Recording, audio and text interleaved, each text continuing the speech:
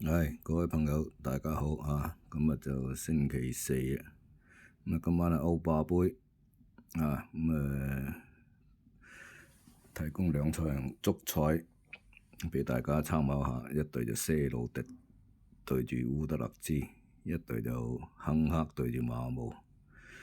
些路迪呢，就如果今場贏咗呢，就有機會喺前24嘅。可以打附加賽嘅。反觀烏德勒支呢，就已經冇希望㗎啦，基本上係放棄㗎啦。所以今晚我就着起些路迪件波衫，能夠擊敗烏德勒支。另外一場呢，就係亨克對住馬姆。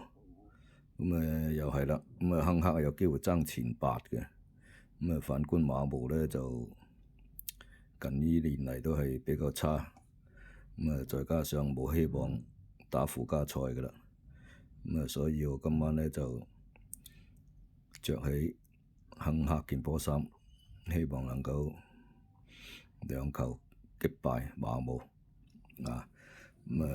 鍾意嘅頻道呢就記得點讚、關注一下轉發。有精選嘅波衫呢，就留言畀我更加能夠幫到大家嘅